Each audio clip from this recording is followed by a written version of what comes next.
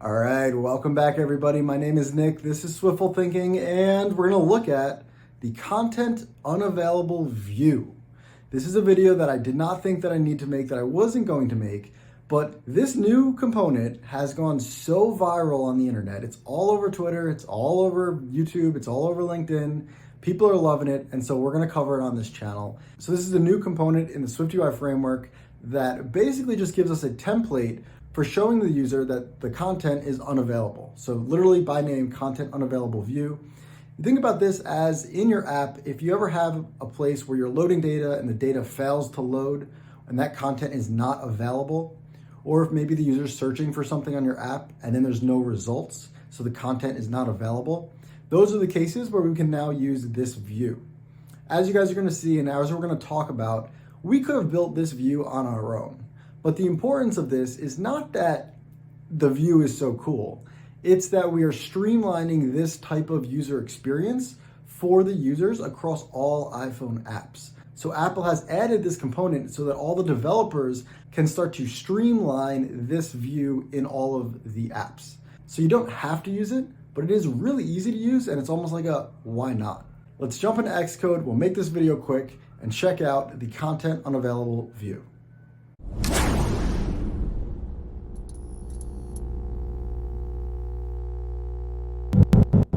And we are back. What's up, everybody? A quick video here. Something I actually wasn't even going to cover, but it has made its rounds on social media and everybody's been talking about it. And I felt I should just at least say something about it.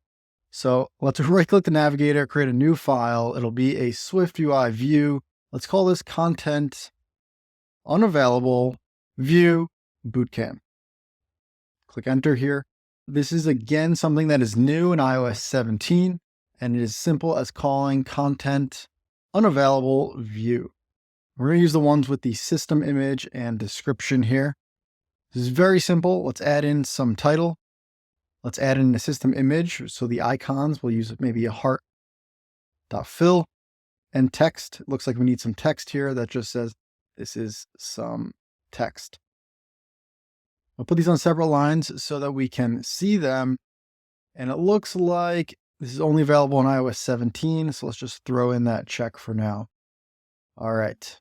So if you're compiling for iOS 17 or higher, content unavailable view is the interface that Apple wants us to use for displaying to the user, basically, this content is not available.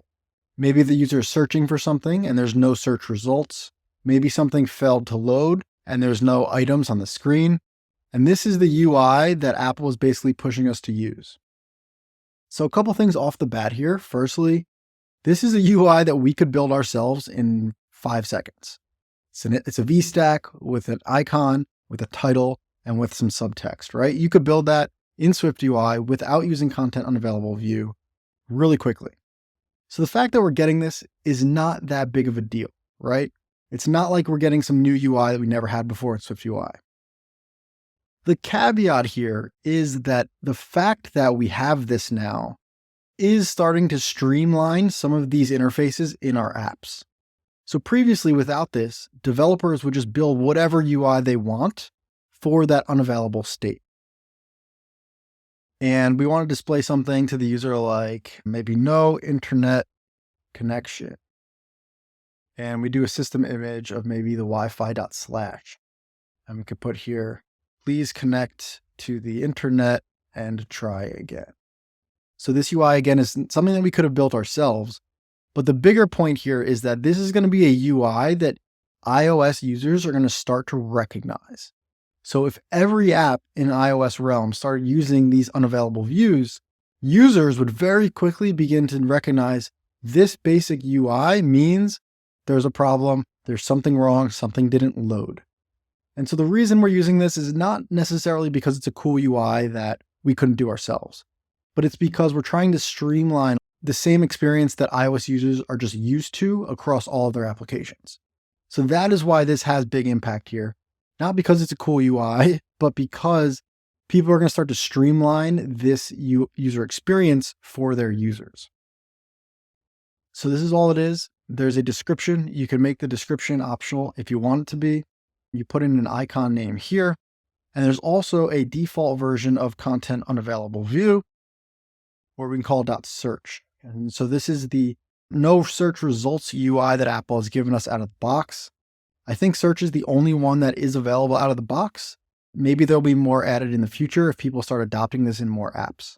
But if you had a search UI on your screen and you wanted to say, hey, there's no search results, this is literally the simplest line of code for you to use.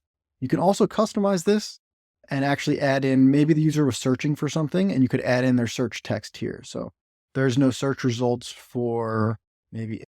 All right, that is it for ContentUnavailableView. This is very easy to just build out your own custom one. So I would start using these in my apps. Anytime I want to show like an error or there's no data, there's no internet, ContentUnavailableView works great. And it's really easy to back support, right? All you really need to do is create a VStack and then make the fallback version have some sort of like fake ContentUnavailableView with a VStack. For new apps, we'll use this, and then we'll have some fallback for older apps. That's it for this video. It was a quick one. It was an easy one, probably the easiest one in the playlist, but now you guys know. Thank you for watching. As always, my name is Nick. This is Swiftful Thinking, and I'll see you in the next video.